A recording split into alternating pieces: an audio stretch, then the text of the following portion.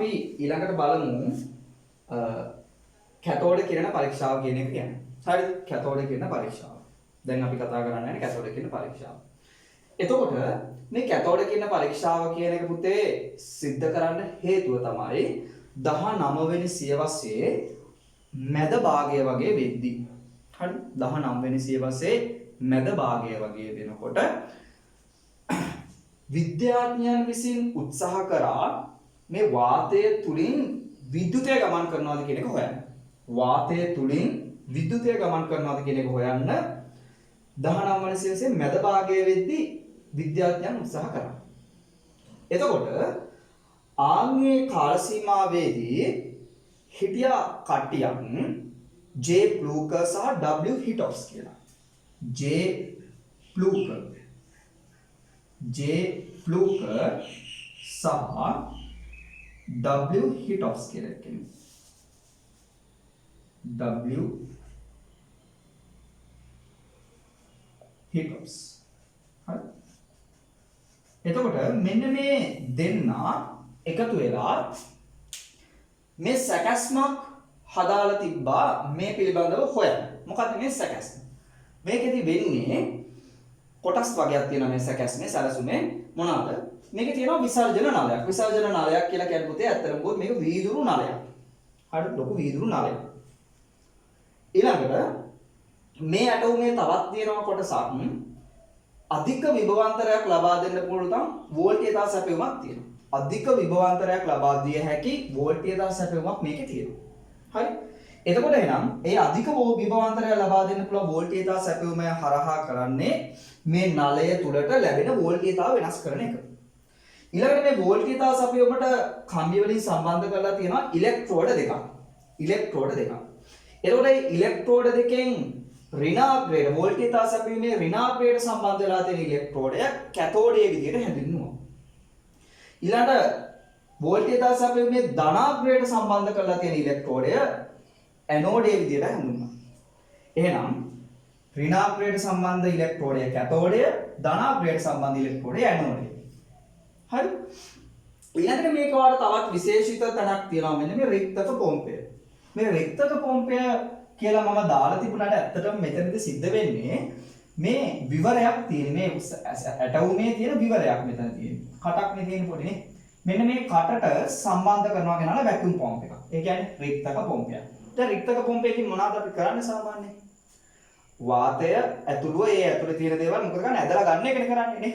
රික්තක පොම්පයකින් අපි කරන්නේ ඇදලා ගන්න එක නේ. දැන් අපි ඔය බිම තියෙන දූවිලි අර හැම දෙයක්ම අස් කරන්නේ තර වැකියුම් එකේනේ නේ. එතකොට එහෙනම් ඒ වගේ රික්තක පොම්පයකින් අපිට හැකියාව තියෙනවා මෙන්න මේ විවරයට සම්බන්ධ කරාට පස්සේ මේක ඇතුලේ තියෙන වායුව ඇදලා ගන්න. පැහැදිලිද? තේරුණා. එතකොට එහෙනම් මෙන්න මේකයි ඇටෝම. මොනවාද? කැතෝඩයක් තියෙනවා, ඇනෝඩයක් තියෙනවා. ඒ දෙක සම්බන්ධ වෙලා තියෙන්නේ වෝල්ටේජ් සැපයුමකට. ඊළඟට විසර්ජන නලයක් තියෙනවා. රික්තක පොම්පය සම්බන්ධ කරන ස්ථානයක් තියෙනවා. අපි මේක දාමු රික්තක පොම්පය සම්බන්ධ කරන ස්ථානය කියලා. සම්බන්ධ වන ස්ථානය. හරිනේ. මේ ටික තමයි මේ ඇටෝමේ තියෙන්නේ. හරිද? එතකොට මේ ඇටෝම සකස් කරා J ප්ලූකර් සහ W හිටොක්ස් කියලා දෙන්න. ඒතර මෙයාලා මේ පිළිබඳව අධ්‍යයනය කරා. මොනවාද අධ්‍යයනය කරේ? වාතය තුලින් විද්‍යුතය ගමන් කරන්න පුළුවන්ද කියන එක පිළිබඳව. එතකොට යාලා දැක්කා මේ ඇටෝමේදී මොකද්ද? මේකේ තුල මෙහෙම අධික විභවාන්තරය ලබා දෙන්න පුළුවන් වෝල්ටේජ් සැපයුමක් සම්බන්ධ කරලා රික්තක පොම්පයක් පාවිච්චි කරලා මේක ඇතුළට වායුවක් දාලා බැලුවට පස්සේ මෙන්න මේ නලය තුල යම්කිසි ආලෝකයක් ඇති වෙනවා කියන එක. යම්කිසි ආලෝකයක් ඇති වෙනවා කියන එක මේ දෙන්නා විසින් නිරීක්ෂණය කරලා තිබුණා. ඔය හා සමකාලීනව ඔය හා ළඟ හිටියා ක්‍රූක්ස් කියලා පුද්ගලයෙක්. ක්‍රූක්ස් කියලා කෙනෙක්. හරි. මෙන්න මේ ක්‍රූක්ස් කියන එකනත් මේ පිළිබඳව ගොඩාක් අධ්‍යයනය කරපු කෙනෙක්.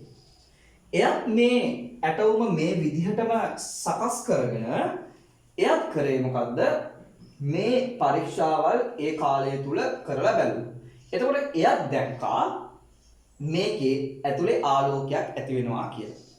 දැන් මේ සංසිද්ධිය J Brooker සහ W Hittops කියන පුද්ගලයෝ දෙන්න ඒ වගේම විලියම් ක්‍රූක්ස් කියන පුද්ගලයා සමකාලීනව මේ ඇටෝම පාවිච්චි කරලා මේ තියෙන නිරීක්ෂණය දැක්ක. මොනවාද?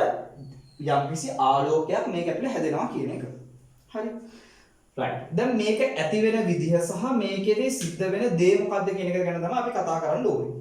මෙහෙමයි වැඩේ සිද්ධ වෙන්නේ. යාල කරේ කොහොමද කියන එක මම කියලා දෙනවා දැන්. හරි. දැන් මේක ඇතුළට යම්කිසි වායුවක් අපි ඇතුල් කරාට පස්සේ හරි යම් වායුවක් මේ නලය තුලට ඇතුල් කරාට පස්සේ ඒකේ වාත අණු තියෙනවනේ පුතේ වායු අණු තියෙනවනේ නේ යම්කිසි වායුවක් මේක ඇතුළට ඇතුල් කරාට පස්සේ වායු අණු තියෙනවා මේ වායු අණු ගිහිල්ලා මේ විසර්ජන නලයේ බිත්තිය වදිනවා ඒවා ගිහිල්ලා බිත්තිය වල වදිනවා නේ ආන්ගේ බිත්තියේ වැදුනම මොකද වෙන්නේ මේ වාත අණු මගින් බිත්තියේ වැදුනහම එතන පීඩනයක් ඇති වෙනවා. එතකොට මේ යම්කිසි වායුවක් මේ විසර්ජන නලය තුලට අපි යෙදුවා කියන්නේ ඒ වායුව මගින් නලය තුල පීඩනයක් ඇති කරනවා කියන එක. හරිනේ. යම් වායුවක් මේක තුලට ඇතුල් කරා කියලා කියන්නේ ඒ ලොදනු ලබන වායු අංශු මගින් මේ විසර්ජන නලයේ බිත්තිය මත යම්කිසි පීඩනයක් ඇති කරනවා කියන එක. එහෙනම් වායුවක් යෙදුවාම මේක පීඩනයක් තියෙනවා. හරිනේ. දැන් එහෙනම් මේක ඇතුළට වායුවක් යෙදුවා. එතකොට ඒ කියන්නේ මේක පීඩනයක් තියෙනවා. ඊළඟට මේ වෝල්ටීයතා සැපෙන්නේ විභවාන්තරය මෙන්න මේ කෙලවරවල් දෙකේ විභවාන්තරය දෙකලවර විභවාන්තරය ඇනෝඩය සහ කැතෝඩය අස දෙකලවර විභවාන්තරය ක්‍රමයෙන් වැඩි කරගෙන යනවා හරි විභවාන්තරය පොඩි ගානක තියාගෙන ඉඳලා ඊට පස්සේ ටික ටික විභවාන්තරය වැඩි කරනවා ආන්වම විභවාන්තරය වැඩි කරා යද්දී ඒහා සමගාමීව මෙන්න මේ රික්තක පොම්පයක් ක්‍රියාත්මක කරනවා. මෙතනට වැකියුම් පම්ප් එක සම්බන්ධ කරලා රික්තක පොම්පයක් ඔන් කරනවා. එතකොට මොකද වෙන්නේ? මේක ඇතුලේ තියෙන වාතාංශය එළියට ඇදලා ගන්නවා. වාතාංශය එළියට ඇදලා ගන්නවා කියලා කියන්නේ මේ නලය තුල පීඩනය අඩු වෙනවා කියන එක. නේද? එහෙනම් රික්තක පොම්පය ක්‍රියාත්මක කිරීමේදී පීඩනය අඩු වීගෙන යනවා. විභවාන්තරය ක්‍රමයෙන් වැඩි කරගෙන යනවා. ඔහොම පීඩනය අඩු කරමින් විභවාන්තරය වැඩි කරමින් යනකොට කැතෝඩය මෙන්න මේ ඍණාග්‍රයට සම්බන්ධ වෙලා තියෙන ඉලෙක්ට්‍රෝඩය කැතෝඩය ආන්ගේ කැතෝඩය අසල යම්කිසි දිලිසුමක් ඇති වෙන්න පටන් ගන්නවා. හරි යම්කිසි දිලිසුමක් ඇති වෙන්න පටන් ගන්නවා. මෙන්න මේ දිලිසුම තවදුරටත් විභවාන්තරය වැඩි කරන් යද්දි සහ පීඩනය අඩු කරන් යද්දි ක්‍රමයෙන් කැතෝඩයේ දිශාවේ සිට ඇනෝඩයේ දිශාව දක්වා ගමන් කරනවා. මේ දිලිසුම තමයි යන්නේ. මේ දිලිසුම කැතෝඩය අසල ඇති වෙනවා. ඊට පස්සේ කැතෝඩය ඇතුලෙන් අතරින් ඇති වෙන දිලිසුම ටිකෙන් ටික මොකද වෙන්නේ? ඇනෝඩයේ දිහාවට ගමන් කරනවා. තේරුණාද?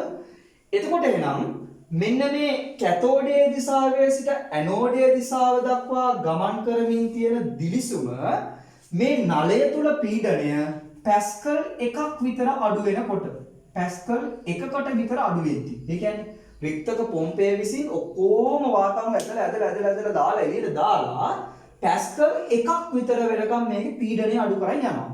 ආන්ගේම පීඩනය අඩු කරගෙන පැස්කල් 1 දක්වා වගේ එනකොට මේ කැතෝඩය අසල තිබිච්ච දිලිසුම දැන් ඇනෝඩය දිහාට ගිහිල්ලානේ. එතකොට ඇනෝඩයෙන් පිටුපස්සට ගිහිල්ලා මොකද වෙන්නේ? මෙන්න මේ පිටුපස්සේ තියෙන බිත්තියේ විසර්ජන නලයේ පිටුපස ප්‍රදේශයේ තියෙන මේ බිත්තියේ වදින්න පටන් ගන්නවා. කැතෝඩයට නම් ඉදිරියෙන් තියෙන්නේ ඇනෝඩයට පිටුපස. හරිනේ? කැතෝඩයට ඉදිරියෙන් තියෙන්නේ ඇනෝඩයට පිටුපස්සේ තියෙන්නේ. මෙන්න මේ දිලිසුම ගිහිල්ලා වදිනවා කොහෙද? මෙන්න මේ පිටුපස ප්‍රදේශයේ. ආන්වම පිටුපස ප්‍රදේශයේ වදිද්දි මොකද වෙන්නේ? මේ පිටුපස ප්‍රදේශය ආලෝකමත් වෙන්න පටන් ගන්නවා. පිටුපස ප්‍රදේශය ආලෝකමත් වෙන්න පටන් ගන්නවා. දැන් මොකද්ද මේ ආලෝකමත් වෙනවා කියන එකේ තේරුම? ආලෝකමත් වෙනවා කියලා කියන්නේ පුතේ මේ ආලෝකමත් වෙන්නේ මේ නලයේ ආලේප කරලා තියෙනවා මේ ඇතුළත බිත්තියේ. නලයේ ඇතුළත බිත්තියේ ආලේප කරලා තියෙනවා සිංක් සල්ෆයිඩ් කියලා රසායනික ද්‍රව්‍යය. නලයේ ඇතුළත ප්‍රදේශයෝද ඒ කියන්නේ නලය ගත්තම නලයේ ඇතුළේ තියෙනවානේ. ඇතුළේ පැත්ත. ආන්ගේ ඇතුල් පැත්තේ ආලේප කරලා තියෙනවා මේ සිංක් සල්ෆයිඩ්. එතකොට අර දිලිසුම අඩංගු වෙන මේ දිලිසුමට අදාළ හේතු වෙන යම්කිසි සංඝටකයක් තියෙනවා නම් ආන්ගේ සංඝටකයේ ගිහිල්ලා මේ සිංක් සල්ෆයිඩ් ආලේප කරලා තියෙන තැන වැදුනාම එතකොට දිලිසීමක් ඇති වෙනවා. තේරුණාද? දිලිසීමක් ඇති වෙනවා. එතකොට මේ දිලිසීම ඇති වුණේ එහෙම නැත්නම් ආලෝකය ඇති වුණේ දිලිසීම නෙමෙයි ආලෝකය ඇති වුණේ මේ සිංක් සල්ෆයිඩ් නිසා. එතකොට මෙයාලට මේක දකින්නට ලැබෙන්නේ ලා කොළ පාට දිලිසුමක් විදියට. නැත්නම් ලා කොළ පැහැති ආලෝකයක් විදියට. ලා කොළ ආලෝකයක් විදියට. හරි? එහෙනම් විභවාන්තරය වැඩි කරා, පීඩනය අඩු කරා, අඩු කරගෙන යද්දි පැස්කල් 1ක් දක්වා විතර අඩු කරද්දී ඒ දිලිසුම ක්‍රමයෙන් ඉදිරියට ඇවිල්ලා ඇනෝඩයට පිටුපස තියෙන බිත්තිය වැදුනා. වදිනකොට ලා කොළ පාට ආලෝකයක් නිකුත් වුණා. අපි මේ ලා කොළ පාට ආලෝකයක් නිකුත් වුණා කියන එකට අපි වචනයක් කියනවා ප්‍රතිදීපණය වුණා කියලා. මොකද්ද? ප්‍රතිදීපණය වුණා කියලා. හරි? එතකොට එනවා ආලෝකය ප්‍රතිදීපණය කරානේ. ප්‍රතිදීපණය කරලා හරිනේ? පැහැදිලි. එතකොට දැන් මේ දේවල් මේ නිරීක්ෂණ ටික යාලා ලැබුණාට පස්සේ මේ විලියම් ක්‍රූක්ස් එහෙම නැත්නම් ක්‍රූක්ස් කියන පුද්ගලයා තීරණය කරා මෙන්න මෙහෙම දෙයක්. මේ පීඩනය අඩු කරගෙන යද්දී සහ විභවාන්තරය වැඩි කරන් යද්දී යම්කිසි දිලිසුමක් ඇති වෙලා ඒ දිලිසුම ඇනෝඩය දිහාවට ගිහිල්ලා ඇනෝඩයෙන් පිටුපස ප්‍රදේශයේ වැදුනහම කොළ පාටක් ඇති වුණා. එහෙම ඇති වෙන්නේ මේ කැතෝඩය මගින් පිටවනු ලබන කිසියම් අංශු විශේෂයක් නිසාය කියලා ක්‍රූක්ස් විසින් තීරණය කරනවා. ආන්ගේ අංශු විශේෂය කැතෝඩ කිරණ අංශු විදියට එයා නම් කරනවා. ඒ අනුව මෙතන ඉඳලා මේ ගමන් කරන ලබන දිලිසුමට මේ ගමන් කරන අංශු ධාරාවට එයා කියන්න පටන් ගත්තා කැතෝඩ කිරණ කියලා. කැතෝඩ කිරණ. පැහැදිලිනේ? කැතෝඩ කිරණ කියලා කියන්න පටන් ගත්තා. එහෙනම් කැතෝඩයේ සිට ඇනෝඩය දක්වා විහිදිලා යන අංශු විශේෂයකින් සමන්විත වන අංශු ධාරාව කැතෝඩ කිරණ ලෙස හඳුන්වන්න පටන් ගත්තා. තේරුණාද? ඔන්න ඔය විදිහට තමයි කැතෝඩ කිරණ කියන එක හොයාගත්තේ. කැතෝඩ කිරණ කියන වචනය කරලියට ආවේ ඔන්න ඔය විදිහට. පැහැදිලිද? තේරුණාද? right. එතකොට එහෙනම් ඕක තමයි කැතෝඩ කිරණ පරීක්ෂාව. දැන් මේ කැතෝඩ කිරණ කියනවා හැදිලා තියෙන කැතෝඩ කිරණ අංශු වලින්නේ. මේ කැතෝඩ කිරණ අංශු වලට පුතේ වර්ණයක් නැහැ. එයා වර්ණයක් දක්වන්නේ නැහැ. එයා අවර්ණ. එයා අපිට පේන්නේ නැහැ කැතෝඩ කිරණ අංශු කියන එක. හරි? එයා අපිට ආලෝකමත්ව හැබැයි දිස් වෙනවා ප්‍රතිදීපණය වෙනවා. සිංක් සල්ෆයිඩ් ආලේප කරලා තියෙන ස්ථානයේ ගිහිල්ලා ගැටුණාට පස්සේ ඒ කැතෝඩ කිරණ අංශු ගිහිල්ලා මේ සිංක් සල්ෆයිඩ් ආලේප කරලා තියෙන පෘෂ්ඨයේ වැදුනහම අපිට ප්‍රතිදීපනයක් වෙලා ආලෝකයක් පෙන්වනවා එළියට. හරි? එහෙනම් මේ කිරණ අංශු තියෙන මේ කැතෝඩ කිරණ මේ ධාරාවල් තියෙනවානේ. කිරණ මේවා කොළ පාටයි කියලා කියන්නේ නෑ. එහෙම කොළ පාට නෑ මේවා. හොඳේ මේ කැතෝඩ කිරණ කියනවා කොළ පාට නෑ. එයාලා ගිහලා සිංක් සල්ෆයිඩ් ආලේපිත තිරේ වැදුනට පස්සේ තමයි කොළ පාට වෙන්නේ. දැන් මේ කැතෝඩ කිරණ ඔයාලා YouTube එකේ හැම චුට්ටක් ඔය කැතෝඩ කිරණ පරීක්ෂාව කියන එක පොඩ්ඩක් සර්ච් කරලා බලුවොත් ඔයාලට මේ කැතෝඩ කිරණ කොළ පාටට පෙන්නනවා. ඇයි මේ කොළ පාටට පෙන්නන්නේ? කොළ පාටට පෙන්නන්නේ මේ සිංක් සල්ෆයිඩ් කියන එකනට අදාළ ගෑස් එක. සිංක් සල්ෆයිඩ් ගෑස් එක මේක ඇතුළට දාලා තිබ්බහම. හරි? සිංක් සල්ෆයිඩ් ගෑස් එක මේක ඇතුළට දාලා තිබ්බම මේක ඇතුලේ ගෑස් එක තියෙනවානේ. ඒ කියන්නේ සිංක් සල්ෆයිඩ් රසායනය මේක ඇතුලේ තියෙනවානේ. එතකොට අන්නේ රසායනයේ කැතෝඩ කිරණ අංශු වදිනවනේ හැම වෙලෙම. ඒ ගෑස් එකේ කැතෝඩ කිරණ අංශු වදිනවනේ. එතකොට මේ කැතෝඩ කිරණ ධාරාවන් කොළ පාටට පේනවා. ඒ හැරුණාම කැතෝඩ කිරණ කියන එකට කොළ පාටක් නැහැ. හරි? එතකොට ඔයාලට මම මේ වීඩියෝ එක අවසානට දාන්නම් වීඩියෝ කෑල්ල මේ කැතෝඩ කිරණ අංශු කොයි විදිහටද පේන්නේ කියන එක. එතකොට ඔයාලට හඳුනා ගන්න හැකියාව ලැබෙයි. කොහොමද මම මේ කිව්ව දේවල් ටික ඔයාලට ඔක්කොම තේරෙන්නේ. පැහැදිලි? right. එහෙනම් මේක තමයි පුතේ කැතෝඩ කිරණ පරීක්ෂාව. හරිනේ? එතකොට මෙන්න මේ කැතෝඩ කිරණ පරීක්ෂාව මේ විදිහට කරද්දී මේ පිළිබඳව අවධානය යොමු කරපු තවත් විද්‍යාඥයෙක් හිටියා. කවුද? මෙයා ඔයාලා දන්නේ කෙනෙක් හොඳටම. කවුද මේ?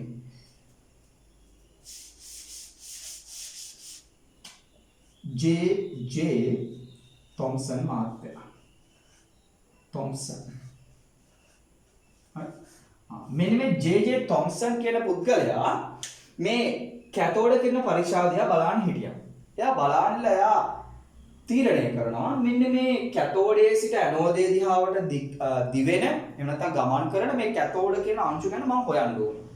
මේවා ගැන විස්තරයක් දැනගන්න. මේ කැතෝඩ කියන අංශු කොයි වගේද මේවා හැසිරෙන්නේ මොනවද මෙයාලගේ ලක්ෂණ කියන දේ පිළිබඳව හොයන්න ඕනේ කියන දැඩි ආසාවක් යාට තිබිච්ච නිසා මොකද කරන්නේ? එයා පටන් ගන්නවා මේ කැතෝඩ කියන අංශු ගැන ගවේෂණය කරන්න.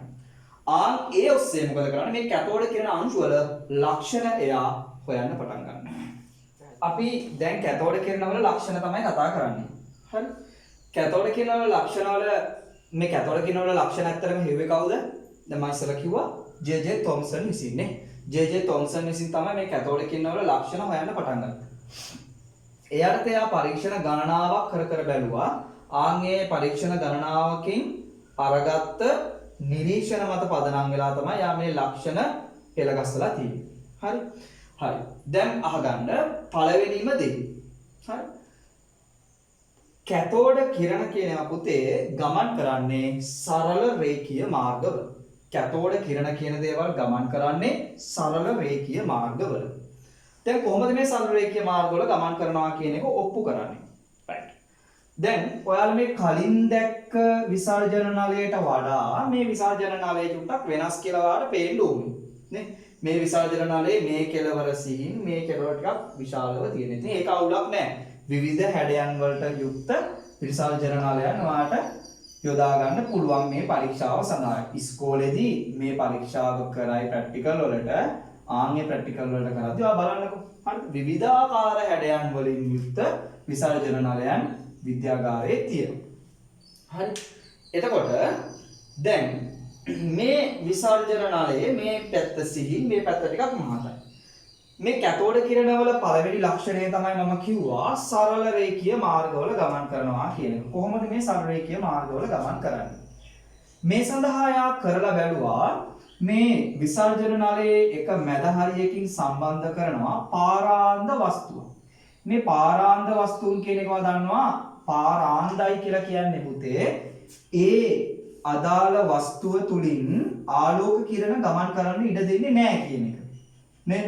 පාරාන්දයි කියලා කියන්නේ ඒ යම්කිසි වස්තුවක් තුලින් ඒ සංඝටකයේ තුලින් ද්‍රව්‍ය තුලින් ආලෝක කිරණයන්ට ගමන් කිරීමට ඉඩ ලබා නොදෙන ද්‍රව්‍ය. ඒවා තමයි පාරාන්ද කට්ටිය. හරි? එතකොට කාඩ්බෝඩ් එකක් යකඩ කෑල්ල ඒවා ඉතින් පාරාන්දයිනේ. ඒවා තුලින් ආලෝක කිරණ යන්නේ නැහැ. දැන් වීදුරුවක් ගත්තොත් ඒ වීදුරුව ඇතුලෙන් ආලෝක කිරණ යනවානේ. නේද? එතකොට shopping bag එකක් නැත්නම් lunch sheet එකක් ගත්තොත් ඒ lunch sheet එක ඇතුලෙන් ආලෝක කිරණ ගමන් කරනවානේ.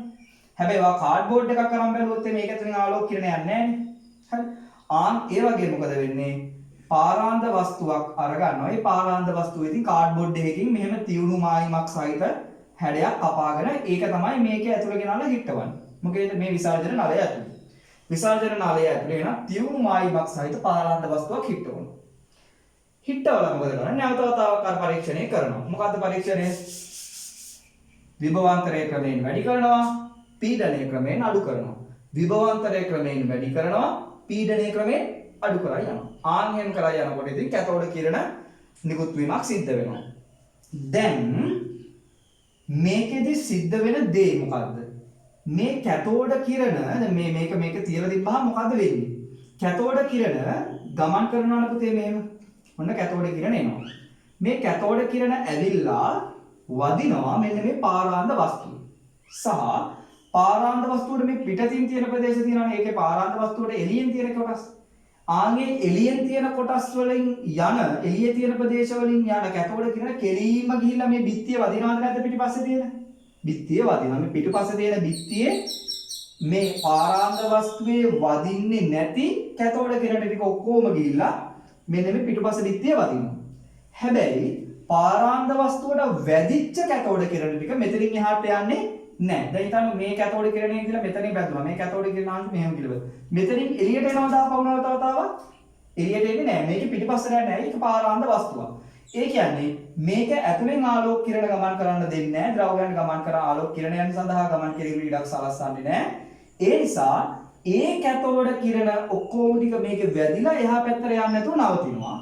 හැබැයි ඊට එළියෙන් තියෙන සියලුම කැතෝඩ කිරණ ගිහිල්ලා පිටිපස්ස බිත්තියේ වදිනවා.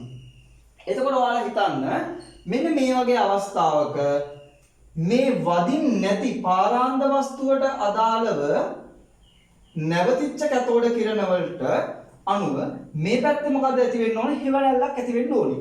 ඒ වගේම කැතෝඩ කිරණ මේ පාරාන්ද වස්තුවේ නොවැදී ගියපු කැලී ටික කොටස් ටික තියෙනවානේ. ආන්ගේ ප්‍රදේශ වලින් ගියපු හරික ඔක්කොම මේවා මොකද වෙන්නේ? දීප්තියෙන් කොළ පාටව ප්‍රතිදීපණය වෙන්න ඕනේ. කොළ පාටව ප්‍රතිදීපණය වෙන්න ඕනේ මේ පාරාන්ද වස්තුවේ නොගැටුණු කැතෝඩ කිරණ ටික. හරි? පාරාන්ද වස්තුවේ නොගැටුණු කැතෝඩ කිරණ ටික මෙහෙ ගිහිල්ලා වැදිච්ච නිසා බිත්තියේ ඒ බිත්තියේ වදින හැම තැනක්ම කොළ පාටින් දිස් වෙන්න ඕනේ. හැබැයි මේ පාරාන්ද වස්තුවේ වැදිලා එහා පැත්තට ගියපු නැති නිසා මොකද වෙන්නේ? ඒකේ ලස්සනට හෙවණැල්ලක් පිටිපස්සේ හිටින්න ඕනේ නේද? මේ වස්තුවේ හැඩයට සමාන හැඩයක් තියෙන්න. එහෙම වෙන්නේ බෑ. ඇයි? මේකෙන් එහාට කිරණ යන්නේ නැහනේ. නේ? මේකෙන් එහාට කිරණ යන්නේ නැහැ. යන්නේ නැතුව මෙතනින් නවතිනවා. එතකොට එහෙනම් ඒ කොටස හිස්ව තියෙද්දි මේක වදින් නැතුව වටේන් ඔක්කොම එළියට ගියපු ටික. ඒ කියන්නේ වදින් නැතුව ගියපු කැතෝඩ කිරණ ටිකේ ලස්සනට දිලිසුම වටේටම තියෙනවා. අර එළියට ආපු නැති නිසා ඒ එළියට ආපු නැති කොටසට අදාළ හැඩයක් ලස්සනට හෙවණැල්ලක් විදිහට පිටිපස්සේ සකස් වෙනවා. හරිනේ?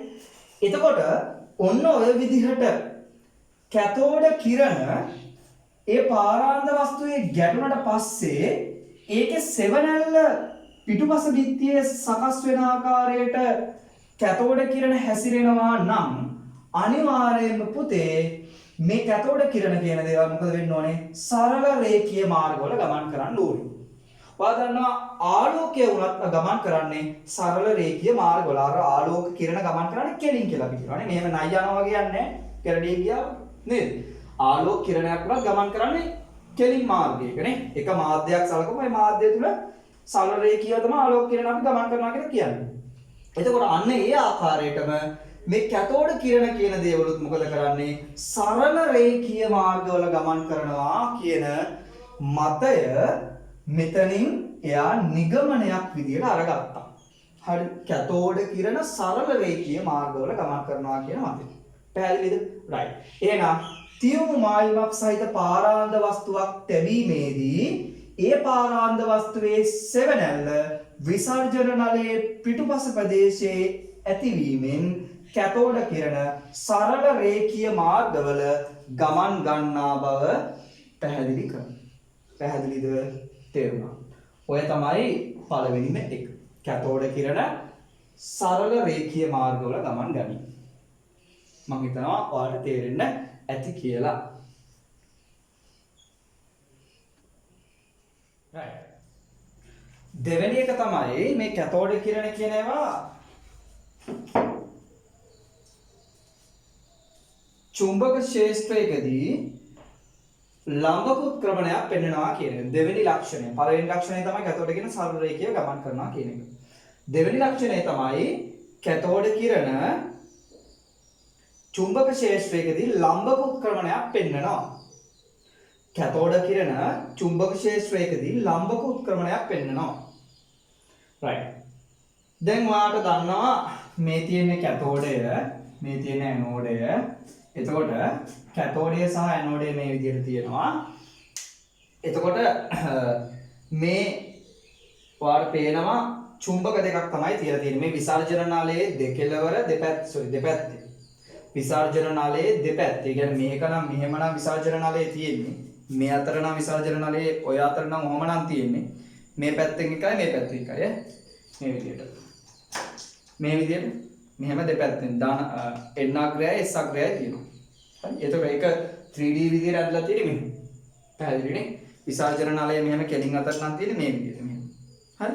එතකොට එහෙනම් ඒ විදිහට n අග්‍රය සහ s අග්‍රය තියලා තියෙනවා. එතකොට මෙන්න කැතෝඩයේ ඉඳලා ඇනෝඩයේ දෙසට කැතෝඩ කිරණ ගමන් කරනවා.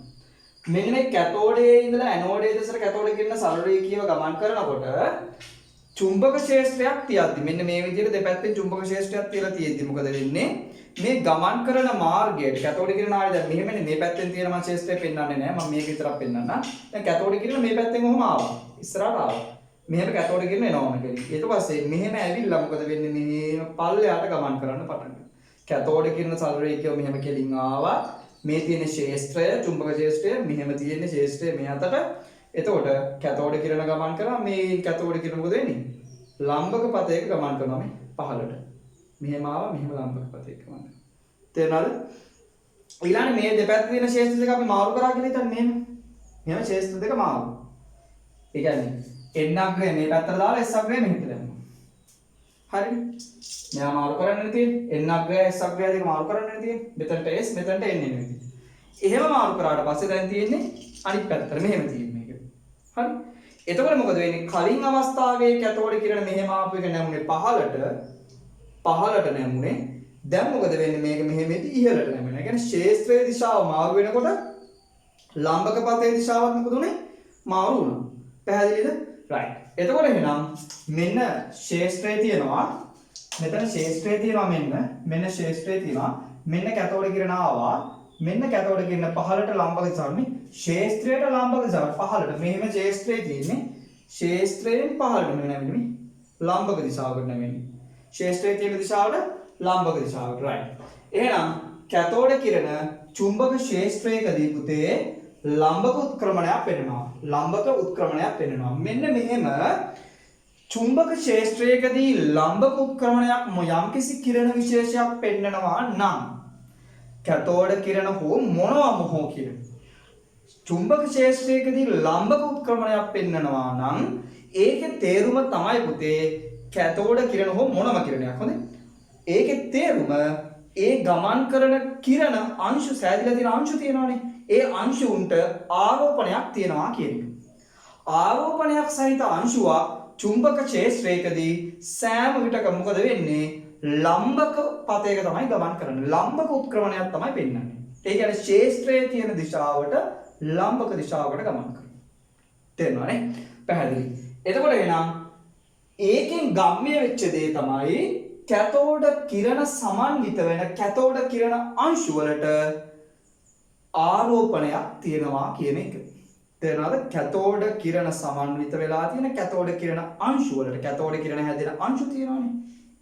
අංශු ධාරාවකටනේ අපි කැතෝඩ කිරණයක් කියලා කිව්වේ. ආන්ගේ අංශුවට ආරෝපණයක් තියෙනවා. තේරෙනවද? එතකොට එහෙනම් චුම්බක ක්ෂේත්‍රයේදී ලම්බක උත්ක්‍රමණයක් පෙන්වීම මගින් තේරුම් ගන්නවා ජේ.ජේ. තොම්සන් විසින් මොකද්ද මේ කැතෝඩ කිරණ සෑදිලා තියෙන අංශු වලට ආරෝපණයක් තියෙනවා කියන එක. පැහැදිලි. එහෙනම් දෙවෙනි ලක්ෂණය තමයි කැතෝඩ කිරණ ආරෝපිතයි. ඒවා චුම්බක ක්ෂේත්‍රයකදී ලම්බක උත්ක්‍රමණයක් පෙන්වනවා. right. මේ තියෙන්නේ දෙවන පරීක්ෂණය ආකි. පැහැදිලිනේ?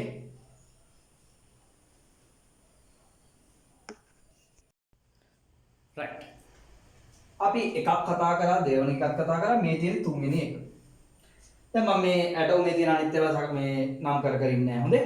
දැන් තේරෙනවා නේද ඒවා ඔක්කොම ටික? හරි.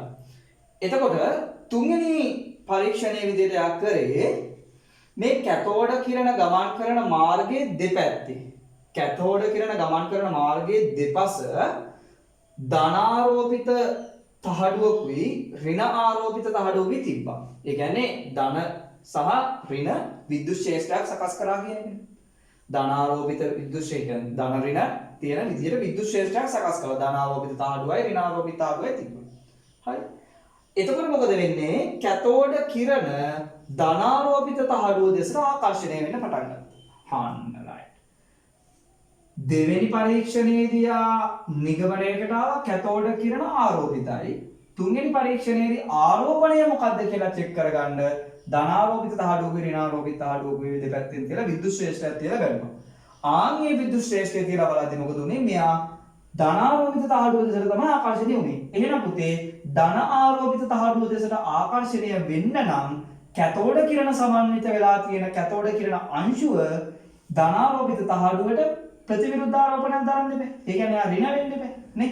එහෙනම් ඍණ වුණොත් තමයි ධනාරෝපිත තහඩුවට ආකර්ෂණය වෙන්නේ. ඇයි ඍණාරෝපිත තහඩුවට ආකර්ෂණය වෙන්නේ නැහැ? ඍණාරෝපිත තහඩුවේ ඍණාරෝපිත එක්කන මොකද වෙන්නේ? විකර්ෂණය වෙලා යන්න ඕනේ. එහෙනම් කැතෝඩ කිරණ ඍණාරෝපිත නිසා කැතෝඩ කිරණ අංශුව ඍණාරෝපිත නිසා එයා ධනාරෝපිත තහඩුව දෙසට තමයි ආකර්ෂණය වීම සිද්ධ වුනේ. ඒ අනුව එයා මේ පරීක්ෂණයේදී කියනවා කැතෝඩ කිරණ ඍණ ආරෝපිතයි. එය විද්‍යුත් ක්ෂේත්‍රයකදී ධන ආරෝපිත තහඩුව දෙසට උත්ක්‍රමණය වේ. පැහැදිලිනේ? මම හිතනවා ආර තේරෙන්න ඇති කියලා. right.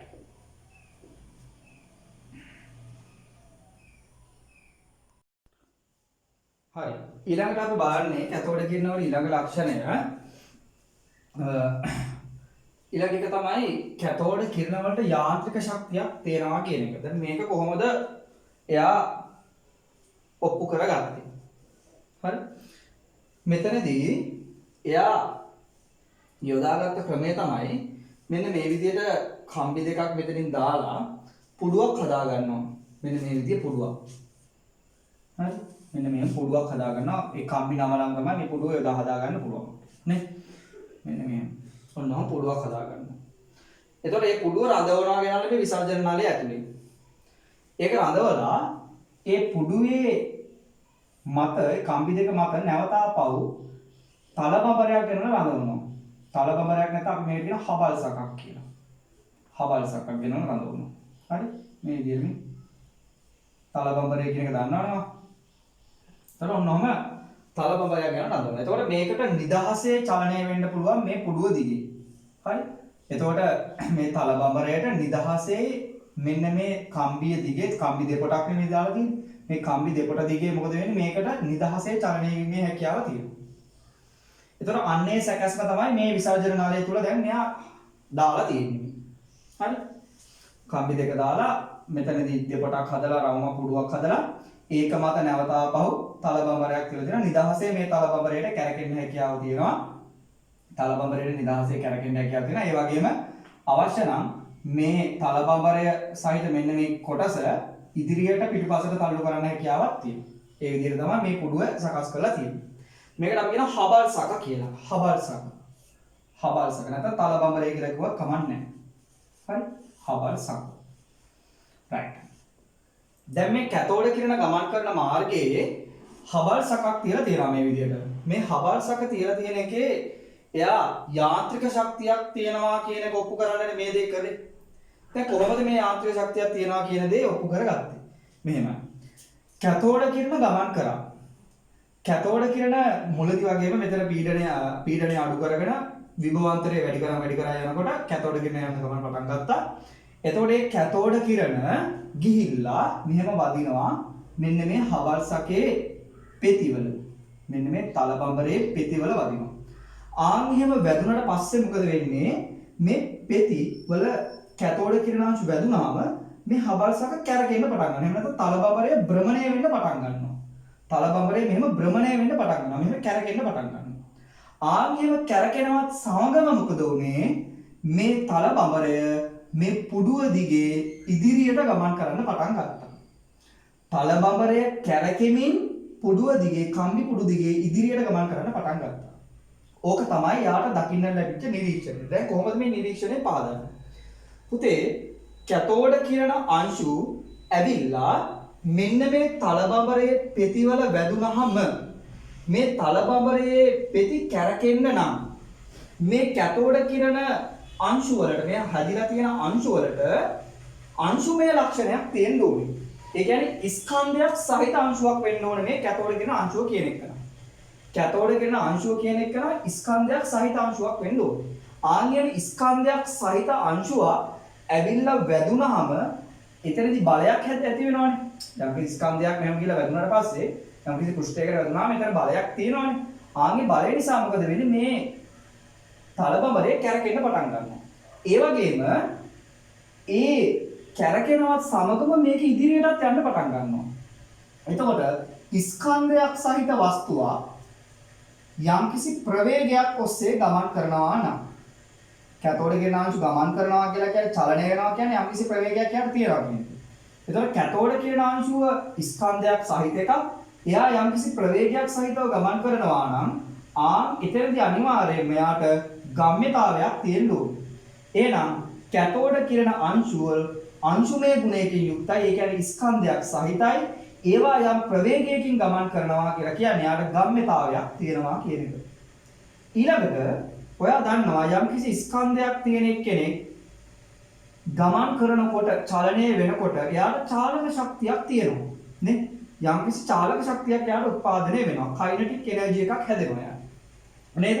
එහෙනම් කැතෝඩ කිරණ අංශු වලට ස්කන්ධයක් තියෙනවා, ප්‍රවේගයක් තියෙනවා, ගම්‍යතාවයක් තියෙනවා. ඒ වගේම මේ දෙකම තියෙන නිසා මොකද වෙන්නේ? ස්කන්ධය සහ ප්‍රවේගය කියන දෙකම තියෙන නිසා එයාට චාලක ශක්තියක් තියෙනවා. චාලක ශක්තිය කියලා කියන්නේ යාන්ත්‍රික ශක්තියක්නේ.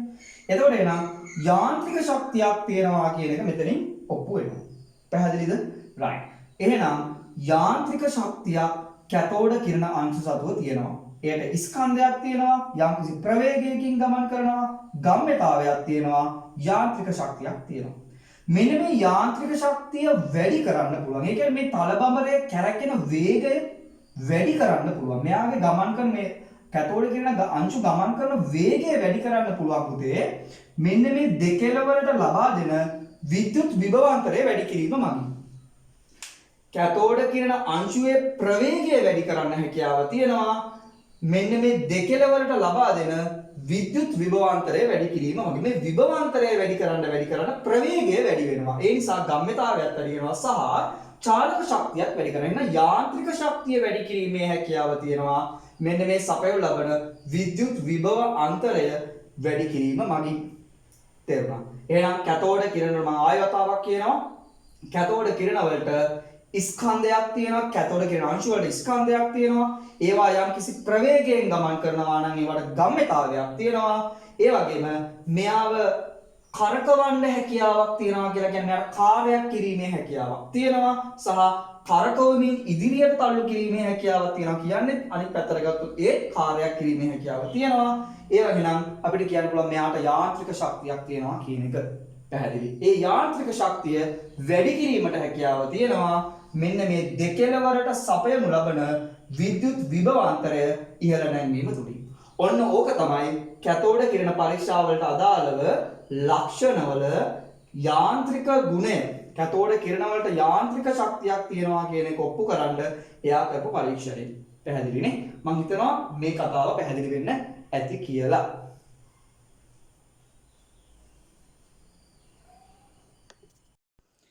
ඊළඟට පුතේ ඔයාට මේ කැතෝඩ කිරණ වල ලක්ෂණ වලට අදාළව දැනගන්න ඕන තව කාරණා කිහිපයක් තියෙනවා. ඒ කාරණා කිහිපයත් අපි දැනගමු. හරි? මේ කැතෝඩ කිරණ වලට හැකියාව තියෙනවා යම්කිසි පෘෂ්ඨයකට වැදුනට පස්සේ කැතෝඩ කිරණ ගමන් කරන යම්කිසි පෘෂ්ඨයකට වැදුනට පස්සේ ආන්ගේ පෘෂ්ඨයේ උෂ්ණත්වයේ ඉහළ නංවන්න හැකියාව තියෙනවා යාට. හරිද? ඊළඟ ලක්ෂණය දැන් ප්‍රධාන ලක්ෂණ මම කීපයක් කිව්වා. මොනවාද? කැතෝඩ කිරණ සරල රේඛීයව ගමන් කරනවා කියලා කිව්වා. කැතෝඩ කිරණ වලට ආරෝපණයක් සහිතයි. ඒක නිසා යා චුම්බක ක්ෂේත්‍රයේදී ලම්බක උත්ක්‍රමණයක් පෙන්වනවා කියලා කිව්වා. තුන්වෙනි එකේදී කිව්වා කැතෝඩ කිරණ වලට ආරෝපණය තිබ්බා කියලා කලින් හඳුනාගත්තා. ඒ ආරෝපණය ඍණ ආරෝපිතයි කියලා ධන ආරෝපිත ධාතුවකට ආකර්ෂණය වීම මගින් කිව්වා. ඊළඟට කැතෝඩ කිරණ වලට යාන්ත්‍රික ශක්තියක් තියෙනවා කියන එක දැන් අපි කතා කරා මෙතනදී. ඊළඟට තව දෙයක් තියෙනවා මම ඔයාලට කිව්වා දැන්. කැතෝඩ කිරණ වලට හැකියාව තියෙනවා යම්කිසි පෘෂ්ඨයකට ගැටුණාම ආන්ගේ පෘෂ්ඨයේ උෂ්ණත්වය ඉහළ නංවන්න. හරි? යම්කිසි පෘෂ්ඨයකට ගැටුණාම ඒ කැතෝඩ කිරණ යම්කිසි පෘෂ්ඨයකට ගිහිලා ගැටුණා මේ පෘෂ්ඨයේ උෂ්ණත්වය ඉහළ නැංවීමේ හැකියාව කැතෝඩ කිරණ වලට තියෙනවා. ඔය තව ලක්ෂණයක්. ඊළඟට තියෙනවා පුතේ කැතෝඩ කිරණ ඇතම් ලෝහ පෘෂ්ඨ වලට එල්ල කරගෙන තිබ්බහම කැතෝඩ කිරණ ඇතම් ලෝහ පෘෂ්ඨයකට එල්ල කරොත් එහෙම සමහරක් ලෝහ පෘෂ්ඨ වලට කැතෝඩ කිරණ එල්ල කරාම ආන්ගේ ලෝහ පෘෂ්ඨ වලින් X කිරණ නිකුත් වීම සිද්ධ වෙනවා. X කිරණ නිකුත් වීම සිද්ධ වෙනවා. ඔය තවත් ලක්ෂණයක්. හරි? කැතෝඩ කිරණ ඇතම් ලෝහ පෘෂ්ඨයන් වලට එල්ල කළ විට එම ලෝහ පෘෂ්ඨයන්ගෙන් X කිරණ නිකුත් වීම සිදු වෙනවා. ඇතම් ලෝහ පෘෂ්ඨයන්ට එල්ල කරාම එම පෘෂ්ඨ වලින් එම ලෝහ පෘෂ්ඨ වලින් X කිරණ නිකුත් වීම සිද්ධ වෙනවා. පැහැදිලි. ඔය තවත් ලක්ෂණයක්. ඊළඟට තව ලක්ෂණයක් තියෙනවා මේ කැතෝඩ කිරණ කියන ඒවා හයිඩ්‍රජන් අංශු වලට තමයි හයිඩ්‍රජන් අණු වලටත් වඩා සැහැල්ලුයි. හරි? තව ලක්ෂණයක් කැතෝඩ කිරණ හයිඩ්‍රජන් අංශු වලටත් වඩා සැහැල්ලු. ඒ තව ලක්ෂණයක්. හරි? කැතෝඩ කිරණ තවත් හයිඩ්‍රජන් අංශු වලටත් වඩා සැහැල්ලුයි කියන එක. ඊළඟට කැතෝඩ කිරණ වල තවත් ලක්ෂණයක් තියෙනවා පුතේ. ඒක තමයි මේ කැතෝඩ කිරණ අංශුවක්. හරි? කැතෝඩ කිරණ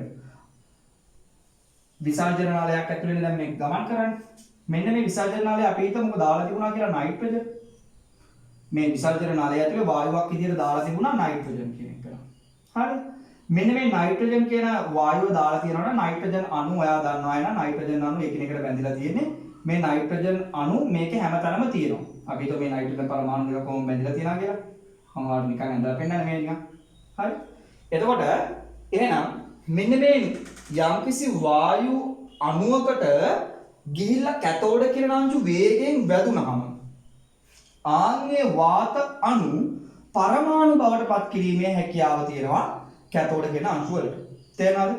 ඒ කියන්නේ වේගයෙන් ගිහිල්ලා වාත අංශුවක වාත අණුවක මෙයා වැදුනහම වාත අණුවක වැදුනහම ඒ අණුව නයිට්‍රජන් නම් මෙහෙමනේ.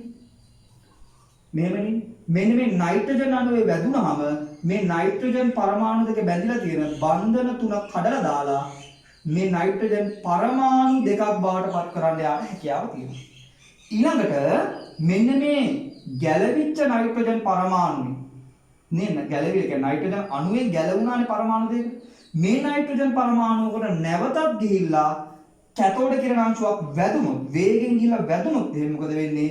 මේ නයිට්‍රජන් පරමාණුවෙන් ඉලෙක්ට්‍රෝන ඉවත් කරන්න හැකියාව තියෙනවා යාට. ඒ කියන්නේ නයිට්‍රජන් පරමාණුව සතුව තියෙන ඉලෙක්ට්‍රෝන ගලවා ඉවත් කිරීමේ හැකියාව තියෙනවා. ඔයා දන්නා නයිට්‍රජන් පරමාණු මුළු ද්‍රව්‍ය පරමාණුවක ඉලෙක්ට්‍රෝන තියෙනවානේ. නේ? පරමාණුවක් ගත්තාම ඉලෙක්ට්‍රෝන තියෙනවානේ. එතකොට ආන්ගේ තියෙන ඉලෙක්ට්‍රෝන ගලවා ඉවත් කිරීමේ හැකියාව තියෙනවා. ඔන්න ඔය ඉලෙක්ට්‍රෝන ගලවලා ඉවත් කිරීමේ හැකියාවට කියනවා පුතේ ඉලෙක්ට්‍රෝන ගලවා ඉවත් කිරීමේ හැකියාවට කියනවා අයනීකරණය කරනවා කියලා. මොකද්ද? අයනීකරණය කිරීමේ හැකියාව. තේරෙනවද? right. එතකොට එහෙනම් ඔන්න තවත් ලක්ෂණ කීපයක් මම කිව්වා. කැතෝඩ කිරණ යම්කිසි පෘෂ්ඨයකට වැදුනට පස්සේ ඒ පෘෂ්ඨයේ උෂ්ණත්වය ඉහළ නංවනවා. හරි. කැතෝඩ කිරණ ඇතම් ලෝහ පෘෂ්ඨ වලට ගැටුණාට පස්සේ ඇතම් ලෝහ පෘෂ්ඨ වලින් X කිරණ නිකුත් වෙනවා. කැතෝඩ කිරණ හයිඩ්‍රජන් වලටත් වඩා සැහැල්ලුයි. කැතෝඩ කිරණ වලට හැකියාව තියෙනවා වාත අණු අයනීකරණය කරන්න. ඒ කියන්නේ වාත අණු වලින් ඉලෙක්ට්‍රෝන ගලවලා ඉවත් කරන්න හැකියාව තියෙනවා. හරි. ඊළඟ තව ලක්ෂණයක් තමයි ඔයා දැනගන්න ඕන එක මේ කැතෝඩ මම ඉස්සෙල්ලාම වීඩියෝ එකේදීත් කිව්වා ඕක. පළවෙනි හරියදීත් කිව්වා මම ඒක. කැතෝඩ කිරණ වල වර්ණයක් නැහැ. කැතෝඩ කිරණ අවර්ණයි. හරි. කැතෝඩ කිරණ අවර්ණයි. හැබැයි කැතෝඩ කිරණ සිංක් සල්ෆයිඩ් ආලේපිත පෘෂ්ඨයක ගිහිල්ලා වැදුනහම ප්‍රතිදීපනය වෙනවා. කැතෝඩ කිරණ සිංක් සල්ෆයිඩ් ආලේපිත පෘෂ්ඨයක ගිහිල්ලා වැදුනට පස්සේ ප්‍රතිදීපනය වෙනවා. ඒ කියන්නේ ආලෝකයක් නිකුත් වෙනවා. ඒ හැරුණාම කැතෝඩ කිරණ වර්ණවත් වෙන්නේ නැහැ. කැතෝඩ කිරණ කොළ පාට නැහැ.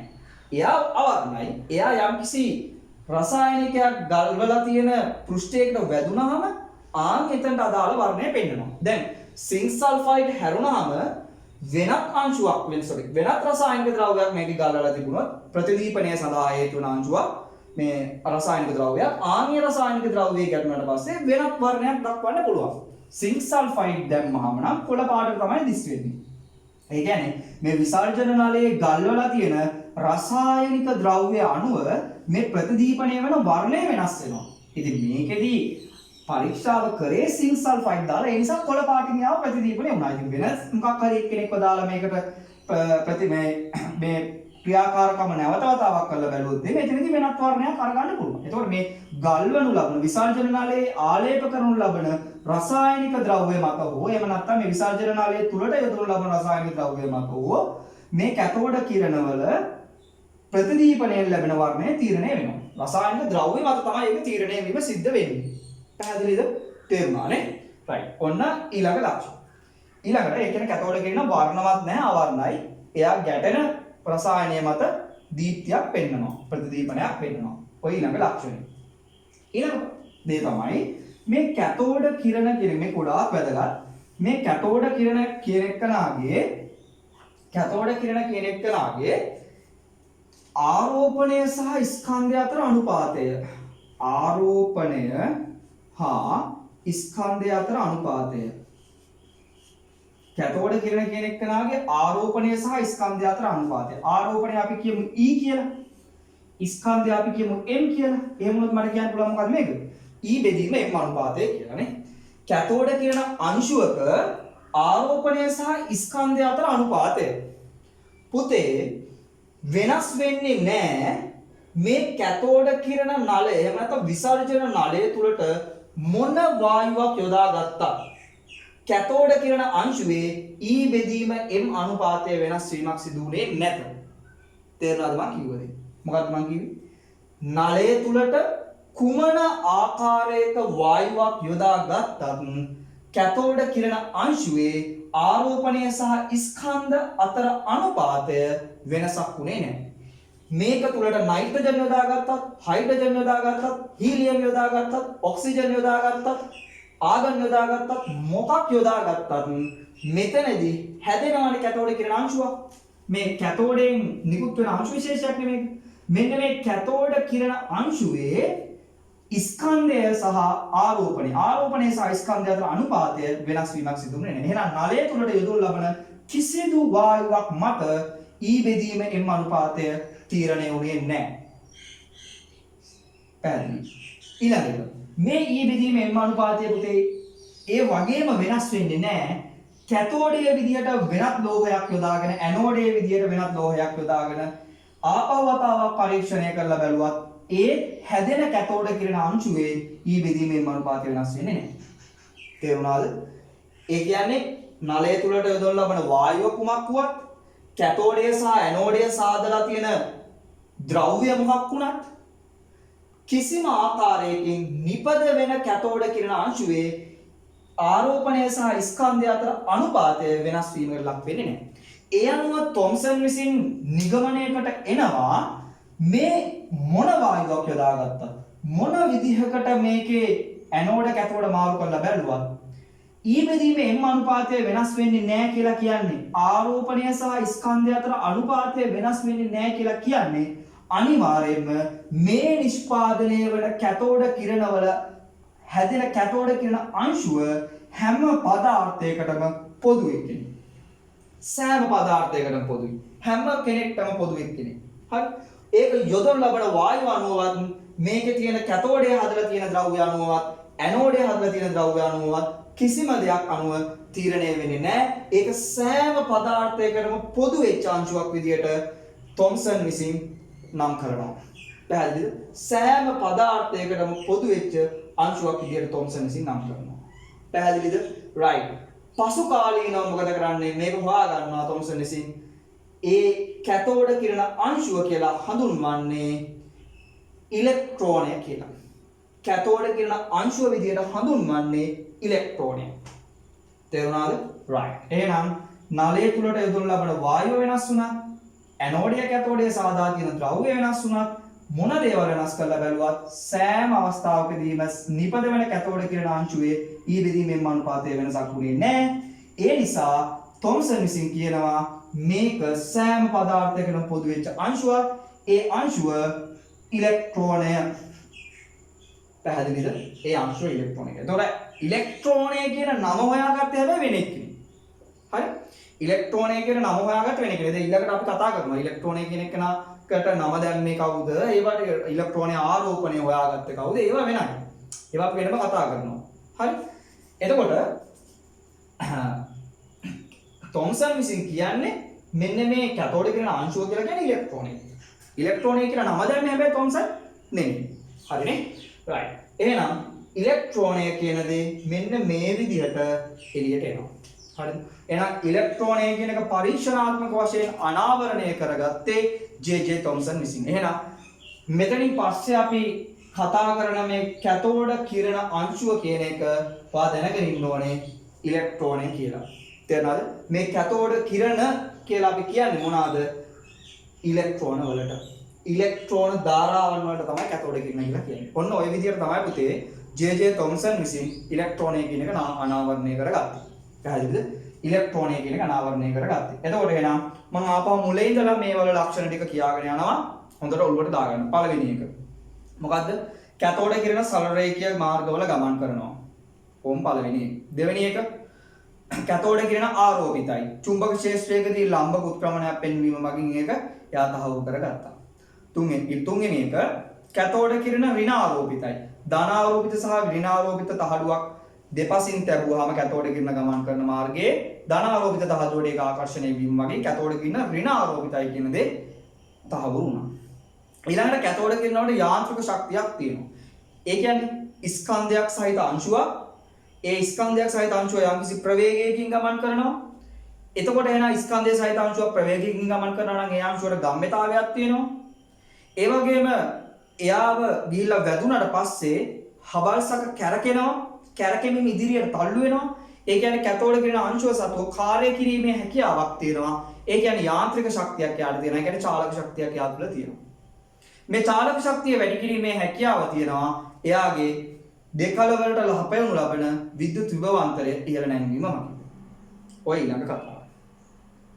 ඊළඟට අපි පොදුවේ කතා කරන්න ගියා මොනවාද? කැතෝඩ කිරණ කියන ඒවා යම්කිසි පෘෂ්ඨයකට ගැටුණාට පස්සේ ඒ පෘෂ්ඨයේ උෂ්ණත්වය ඉහළ නංවනවා. කැතෝඩ කිරණ ඇතැම් ලෝහ පෘෂ්ඨ වලට ගැටුණාට පස්සේ ඒ ලෝහ පෘෂ්ඨ වලින් X කිරණ නිකුත් වීම සිද්ධ වෙනවා. X කිරණ නිකුත් වීම සිද්ධ වෙනවා. කැතෝඩ කිරණ යන්න හයිඩ්‍රජන් වලට වඩා සැහැල්ලුයි. කැතෝඩ කිරණ අංශුව හයිඩ්‍රජන් අංශුවටත් හයිඩ්‍රජන් අණුවටත් වඩා සැහැල්ලු කෙනෙක්. ඊළඟ එක. කැතෝඩ කිරණ කියන එක්කනාව වාත අංශුවකට වැදුනාම නැත්නම් වාත අණුවකට වැදුනාම ඒ වාත අණුවේ එහෙම නැත්නම් වායු අණුවේ ඒ අණුව කඩලා දාලා පරමාණු බවට යාව විඝටනය කිරීමේ හැකියාව තියෙනවා. සහ ඒ පරමාණු වලට නැවත කැතෝඩ කිරණ අංශු වැදුනාම පරමාණු වලට නැවත කැතෝඩ කිරණ අංශු වේගෙන් ඇවිල්ලා වැදුනාම ඒ පරමාණු වලින් ඉලෙක්ට්‍රෝන ගලවලා ඉවත් කිරීමේ හැකියාව තියෙනවා. ඒකට කිව්වා අපි අයනීකරණ හැකියාවක් තියෙනවා කියනවා. එහෙනම් කැතෝඩ කිරණ අංශු වලට හැකියාව තියෙනවා වාත අණු අයනීකරණය කරන්න. ඔන්න ඊළඟ කතාව. ඊළඟ එක.